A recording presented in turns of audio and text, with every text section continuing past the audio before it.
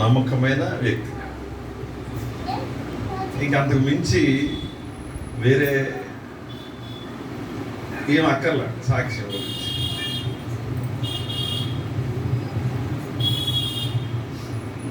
రెండు వేల 2001లో నుంచి మేము కలిసి ఉన్నాం. ప్రసాద్ గారి తర్వాత ప్రసాద్ గారికి అనుభవం ఉన్నాం. నేను నా భార్యతో గడిపేటువంటి సమయము తర్వాత సమయం అంతా రోజుతోనే గడుస్తుంది అన్నమాట. అది మాకున్నటువంటి అనుభవం. నన్ను దేవుడు ఏ విధంగా ఆశీర్వదించాడనే సంగతి ఆయన తెలుసును, ఆయన ఏ విధంగా ఆశీర్వదించాడనే సంగతి నాకు తెలుసు. ఇద్దరం కలిసి కొన్ని లక్షల కిలోమీటర్లు ప్రయాణాలు చేసి ఉంటాం. లక్షలే.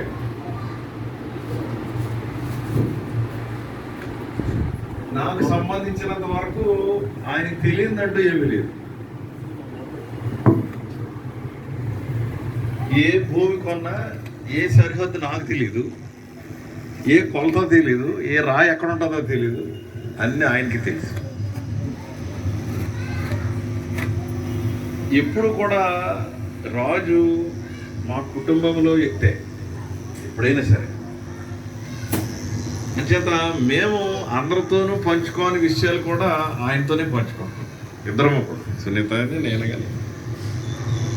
ఆ విధమైనటువంటి నమ్మకము కారణము ఏంటంటే ఆయన కుటుంబము ప్రార్థనాపూర్వకమైనటువంటి.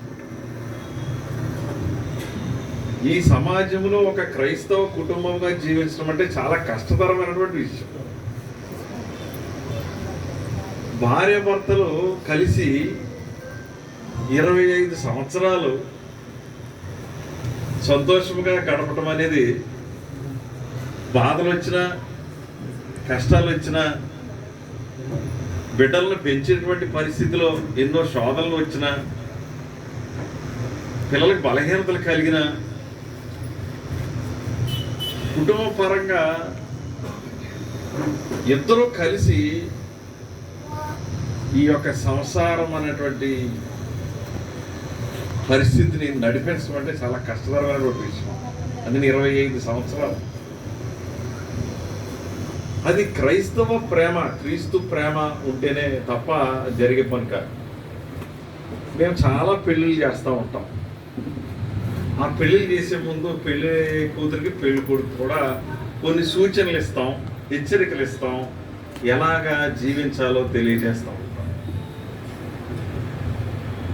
ఆ సాక్ష్యం అంటే ఎన్నో పెళ్ళిళ్ళకి మేము ఇద్దరం వెళ్తూ ఉంటాం కాబట్టి, అంటే ఇంకో పాస్టర్ గారు, రిజిస్ట్రార్ గారు ఉంటారు, ఆయన చేస్తారు. ప్రతి విషయంలోనూ కూడా ఏదో ఒక సందర్భంగా తన యొక్క విశ్వాసం నుంచి సలహాలు ఇస్తూ ఉంటాడు. ఏదైనా ఒక పరిస్థితి అక్కడ ఏర్పడుతుంది, ఒక సమస్య ఉందంటే ఆ సమస్య ఏంటో చెప్పేస్తాడు, దానికి పరిష్కారం కూడా చెప్పేస్తాడు. ఒకవేళ అక్కడ వినేవాడు ఎవడో లేకపోతే పక్క వెళ్ళిపోతాడు, పక్కన ఉంటాడు. ఈయన పక్కకి వెళ్ళాడు అని అంటే ఏదో ఉందన్నమాట. అది ఆయన దగ్గరికి రావాలి విషయం. చాలా ఒక్కటి కాదు, అది చెప్పడానికి అసలు కుదరదు. అంటే ఆ అనుభవం ఏదో మాకు ఉంటుంది కాబట్టి అది మీకు చెప్పలేము. అంచేత సహోదరులు చెప్పినట్లుగా యెహోవా యందు భయభక్తులు కలిగిన వాడు ఎలాగున ఆశీర్వదించబడును. 128 కీర్తన. ఆ కీర్తన అంతా చదివితే దేవుని యందు ఏ విధమైనటువంటి ఆశీర్వాదాలు ఉన్నాయో. బ్లెస్డ్. ఆశీర్వాదం అంటే చాలా మందికి అర్థం కాదు. ఆశీర్వాదం ఏంటో చెప్తారు కానీ అసలు ఆశీర్వాదం అంటే ఏంటి, అది ఆశీర్వాదం అనే పదానికి నాకు చాలా కాలం అర్థం కాదు. దీవెన, ఆశీర్వాదము అంటే ఏంటి? ఇంగ్లీష్లో ఏమంటే బ్లెస్డ్. ఎవరు హ్యాపీ అని అర్థం. ఎప్పుడు సంతోషంగా ఉంటారంటే ఆశీర్వదించబడిన వాళ్ళు. ఆశీర్వాదం అంటే నాకు బిడ్డలు కలిగారు ఆశీర్వాదం, లేకపోతే ధనం కలిగింది ఆశీర్వాదం, ఆస్తి కలిగింది ఆశీర్వాదం అనుకుంటాం. 3 రకాలైనటువంటి ఆశీర్వాదాలు ఉంటాయి మనిషికి, ప్రతి మనిషికి కూడా. భూమి మీద ఉన్నటువంటి అందరూ దేవుని బిడ్డలే, ఏ కులమైనా ఏ మతమైన మొట్టమొదటిసారి. ఈ ఆశీర్వాదాలు ఎలా ఉంటాయంటే మొట్టమొదటిగా ఫిజికల్ బ్లెస్సింగ్ అంటాడు. ఆరోగ్యమే మహాభాగ్యం, ఆరోగ్యమే ఆశీర్వాదం. మెటీరియల్ బ్లెస్సింగ్ అంటాడు, అంటే అన్ని ఇల్లు కలగటం, స్థలాలు సంపాదించుకోవడం, లేకపోతే ఫర్నిచర్ సంపాదించుకోవడం, ఇంటికి సంబంధించిన ఈ రెండు కూడా దేవుని ఎరుగని వారికి కలుగుతాయి. అందరూ ధనవంతులు చాలామంది ఉంటారు, దేవుని ఎరిగిన వాళ్ళే ధనవంతులుగా ఉండరు, దేవుని ఎరగని వాళ్ళు కూడా ధనవంతులు ఉంటారు.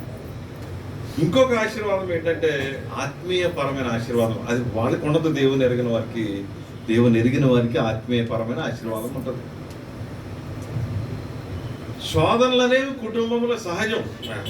మానవ జీవితం అసలు మనుషులు ఎందుకు పుడుతున్నారు అనే ఒక ప్రశ్న వేస్తే శ్రమానుభవానికే మనుషులు పుడుతున్నారు అంతే. ఇక శ్రమ పడటానికే మనం బ్రతుకున్నాం. ఇదంతా కూడా మొట్టమొదటి దంపతులు వాళ్ళిద్దరు భార్య మీద ఎప్పుడు కోప్పడి ఉంటాడండి ఈయన అదే ఆ పెళ్ళిలో చెప్తాను. ఆదాము గారు ఎప్పుడు కోప్పడి ఉంటాడు, ఎప్పుడు తిడతా ఉంటాడు. ఇంకొక ఆయన ఏం చెప్పాడంటే ఈవిడ చేసిన తప్పు కంట కోపం వచ్చి దూరంగా వెళ్ళిపోయాడంట ఈయన. ఈ ఏబెల్ చచ్చిపోయాక అందునే 130 సంవత్సరాల తర్వాత కానీ ఈయన పుట్టలేదు అన్నాడు. అంతవరకు కోప్పడిపోయాడంట. బైబిల్లో మాట ఏమన్నదంటే, ఓ భర్తలరా మీ భార్యలు నిష్ఠుర పెట్టకూడదు అని ఉంటారు. ఆ మాట వింటే భయం వేసిపోద్ది ఎవరికైనా సరే. నిష్ఠుర పెట్టకూడదు అంటే అర్థం ఏంటి? భార్య అంట అనకూడదంట ఈ భర్తను బట్టి. అంటే ఎంత ప్రేమ ఉండాలో బైబిల్లో చెప్పబడింది.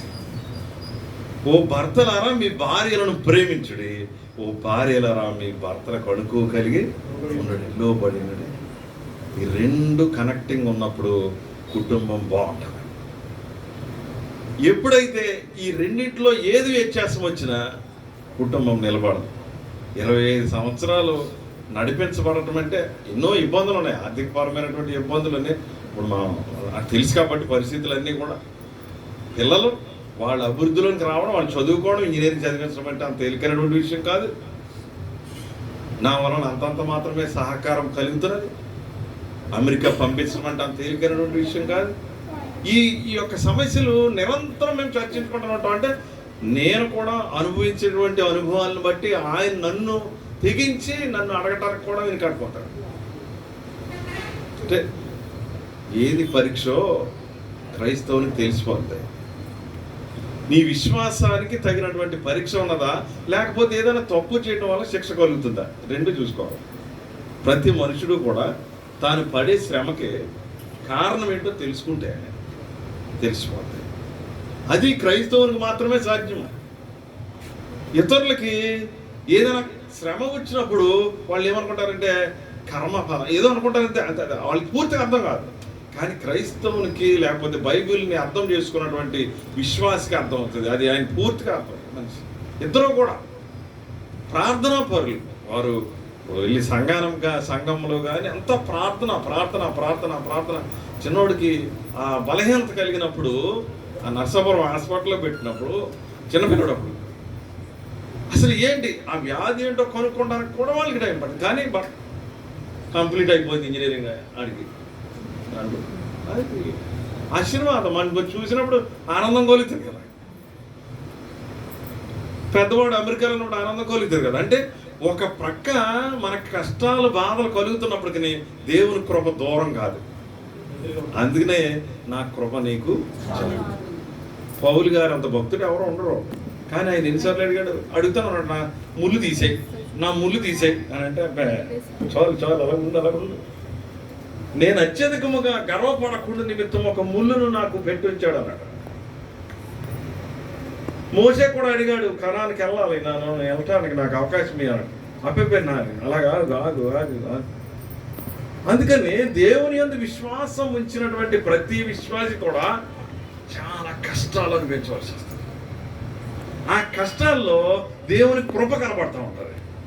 దేవుని కృప కనిపించినప్పుడు ఆదరణ కలుగుతూ ఉంటుంది. ఆదరణ కలిగినప్పుడు ఆనందం కలుగుతూ ఉంటుంది. అదే దేవునిగా మనం భావించుకోవాలి.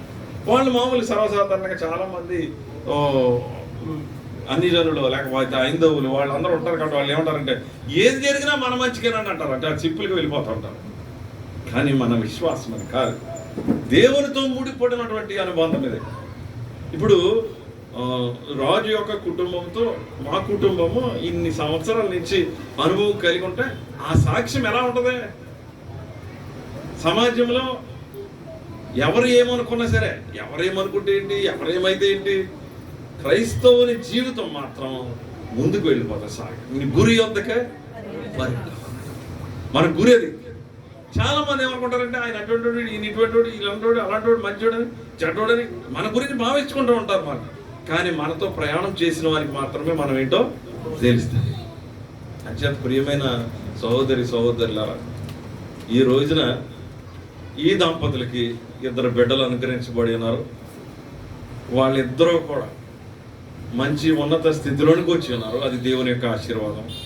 కుటుంబం 25 సంవత్సరాలు, అంటే ఒక ఆవిడ 50 సంవత్సరాలు పుట్టినరోజు, అది పెళ్లి రోజు జరుపుకున్నారు. ఒకసారి 50 సంవత్సరాలు వాళ్ళకి 50 సంవత్సరాలు జరుపుకుంటూ ఉంటే ఆయన ఈ పిల్లలు యౌవనస్తున్నటువంటి వాళ్ళు వాళ్ళ దగ్గరికి వచ్చి అన్నారు, ఇంతకాలం కలిసి ఎలా ఉన్నారు మీరు ఇద్దరు అసలు అని అడిగితే, మేము ఏదైనా పోతే రిపేర్ చేసుకునేటువంటి రోజుల్లో పుట్టినోళ్ళు, మీరు ఏదైనా పోతే అవతల పడేసి ఇంకోటి కొత్తది కొనుక్కున్నారు అని చెప్పారు అన్నమాట వాళ్ళు. అంటే సమాజం అలా ఉంది, కోపం వచ్చినా తాపం వచ్చినా నీ లెక్క ఏంటి అన్నట్టున్నారు. కానీ దేవుడు అది చెప్పలేదు. పెండ్లి భార్య అన్నాడు అంతే. పెండ్లి భార్య అనే మాట బైబిల్లో ఉపయోగించబడిందంటే, ఓ భర్తలారా మీ భార్యలను ప్రేమించి నిష్ఠుర పెట్టకూడదు అన్నాడు. అంచేత మా పిల్లయి 29 సంవత్సరాలు వస్తాయి అయిపోయి. ఎప్పుడు కూడా మాకు వివాదం అనే మాట లేదు. మా వాళ్ళిద్దరికి తెలుసు, వాళ్ళకి తెలుసు మా సంగతి. చిన్న వివాదం కూడా లేదు. దేవుని వలన ఆశీర్వాదాలు పొందాలి అని అంటే దేవుని శోధించాలి. మనం సాతాను మనల్ని శోధించడం కాదు, దేవుని మనం శోధించాలి. ఎందుకేమో ఏం చేయవు, మాకు కావలసి ఎందుకు చేయవు అని అడిగినప్పుడు దేవుడు తగిన సమయం ముందు మిమ్మల్ని హెచ్చించినట్లు ఆయన బలిష్టమైన చేతి కింద నేను మనసుకులే ఉండాలన్నాడు. చేత ఈ కుటుంబం ఆశీర్వదించబడింది. మీరు అందరూ వచ్చారు. ఈ రోజున మీరందరూ కూడా మరి మీ యొక్క కుటుంబాల్లో చక్కగా సంతోషంగా ఉండాలని నేను ఆశిస్తున్నాను. ఒకవేళ అంటే నేను ఏం చెప్తానంటే, ఎవరితోనూ వివాదం పెట్టుకోము మేము. ఎందుకు వివాదం పెట్టుకోమంటే, అసలు మనం బతికే చిన్నదే. ఓ 70 సంవత్సరాలు బతుకుతున్నాం. 70 సంవత్సరాలు బతికినప్పుడు ఇవన్నీ 10 సంవత్సరాలు క్రితం తిరిగేసి ఉన్నాయి కదా. ఈ వివాదాలతో ఏం సాగరిస్తాం? గొడవ వివాదాలు వద్దు, సంతోషంగా ఉన్నాం. చాలామంది వివాదాలు పెట్టుకుని సంఘాల్లో వస్తూ ఉంటారు. వాళ్ళకి అంటే వివాదం దేనికి ఏమన్నది అంటే, భార్య భర్త ఇద్దరిని చూసి బిడ్డలు ఎదుగుతారు. భార్య భర్తలు ఇద్దరు తొగ్గులాడుతూ ఉంటే ఇక పిల్లలు ఎలా ఎదుగుతారు? అలాంటి మా దగ్గర పిల్లలు 100 మంది పెరుగుతారు. ఇప్పుడు అంటే నా కరోనా ముందు అయితే 300 మంది అలా ఉండేవారు. వీళ్ళ కుటుంబాలు అన్నీ కూడా రకరకాల కుటుంబాలు, పాపం విచ్ఛిన్నమైపోయినటువంటి కుటుంబాలు, బాధాకరమైనటువంటి కుటుంబాలు. వాళ్ళ గురించి తెలుసుకుంటే ఇక్కడికి వచ్చేసి కొట్టేసుకున్న భార్య భర్తలు కూడా ఉన్నారు. అలాంటి రకరకాలైనటువంటి కుటుంబాలతో డీల్ చేస్తాం, మేము చూస్తాం. నచ్చదా అంటే ఒకవేళ ఎవరైనా ఈ వాక్యాన్ని వినేటువంటి వాళ్ళు అన్నట్టు వివాదం లేకుండా సంతోషంగా సమాధానంగా ఉండాలని కూడా నేను తెలియజేస్తున్నాను. మరి ఈ సందర్భంగా కూడి వచ్చిన మీ అందరి పైన ఈ స్థలాన్ని నుంచి మీరు వెళ్ళేటప్పుడు వారి ప్రార్థనలతో కానీ ఏదైనా మీ ఆశీర్వాదాలను వెంటబెట్టుకుని మీ ఇళ్ళకి వెళ్ళాలని నేను ఆశపడుతున్నాను. దేవుడు మిమ్మల్ని, మీ కుటుంబాలని, మరి ప్రత్యేకంగా మరి రాజు అంటే సువర్ణ, ఈయనకి 2 పేర్లు, భలే నాగేశ్వరరావు, భలే సువర్ణరాజు అనమాట. ఈయన రాజు, అది మర్చిపోతుంది, ఇది మర్చిపోతుంది, రాజు అనే పిలుస్తాం. అంటే దేవుడు మరి ఆయన కుటుంబాన్ని దీవించి మెండుగా, ఆ బిడ్డ దూర దేశంలో ఉన్నప్పటికీ దేవుడు ఏ దేశం ఉందన్నా దేవుడే. కల్పీల్లో చాలా మంది ప్రార్థన చేసుకుంటూ ఉంటారు. అమ్మ దేవుడు మాత్రం అక్కడ ఉంటాడు, మేము లేకపోయినా. ఏ దేవుడు ఎక్కడ, ఏ మూల, ఏ అడుగులో ఎక్కడున్నా సరే, ఏ ఎడారిలో ఉన్నా సరే దేవుడే. మరి ఆవిడ దీవించలేదా? ఆగర్ని ఆవిడ అడారిలో ఒకటే ఉన్నారు పిల్లలు నెట్టుకుని. మరి అక్కడ లేడు ఈ గల్ఫలో, గల్ఫ దేశాల్లో ఉన్న దేవుడు ఎక్కడ ఉన్నదని చూస్తాడు. ఆశ్చర్యకరమైన విషయం ఏంటంటే, ఒక విషయం చెప్పుకుంటారు. దేవుడు చాలా అనంతమైన వాడు. ఎంత అనంతమైన వాడంటే, ఒక విషయాన్ని చదివినప్పుడు నాకు ఆశ్చర్యం కలిగింది. మొన్న ఈ మధ్యనే ఈ భూమి మీద ఉన్నటువంటి ఇసుక రేణువులు లెక్కిస్తాం. అందుకనే దేవుడు బైబిల్లో చెప్పిన మాట చాలా ఆశ్చర్యంగా ఉంటుంది. బైబిల్ని చూసే దేవుడు ఎంత అద్భుతమైన వాడు తెలుసుకోవచ్చు. ఒక్కొక్క ఇసుక రేణువు ఉంటుంది కదా, ఒకవేళ ఒక ఇసుక రేణువు మన ఇంటికి తెస్తాం కదా, ఒక ఇసుక రేణువుకి 10,000 నక్షత్రాలు ఉన్నాయి ఆ అంతరిక్షంలో. ఒక ఇసుక రేణువుకి 10,000 నక్షత్రాలు ఉంటాయి. అన్న కనిపెట్టగల మన దేవుడిని, తెలుసుకోగల మన దేవుడిని. అలాంటి దేవుడు మన కోసమే వేయించి వస్తాడు. ఇంత గొప్ప అనంతమైనటువంటి దేవుడు నేనున్నానని చెప్పేటటువంటి వాడు. అంచేత మీరు ధైర్యపరచబడాలి, మీరందరూ కూడా విశ్వాసంలో బలపరచబడాలి. ఈ కుటుంబాన్ని చూసి మీరు సాక్ష్యం పొందాలని సందర్భంగా తెలియజేస్తున్నాను. దేవుడు మిమ్మల్ని, మీ కుటుంబాన్ని, మరి ప్రత్యేకించి కుటుంబాన్ని దీవించి నడిపించును గాక.